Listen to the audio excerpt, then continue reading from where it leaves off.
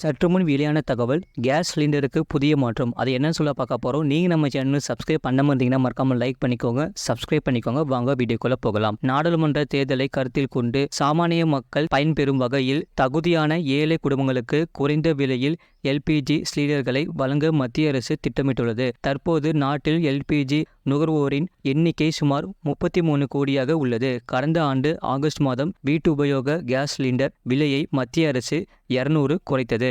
அதன் பிறகும் மேலும் ரூபாய் 100 குறைக்கப்பட்டது. எனவே நாடாளுமன்ற தேர்தலை கருத்தில் கொண்டு மத்திய அரசு வீட்டு உபயோக கேஸ் சிலிண்டர்களுக்கு ரூபாய் 300 மானியம் அறிவிக்கும் என எதிர்பார்க்கப்பட்டது.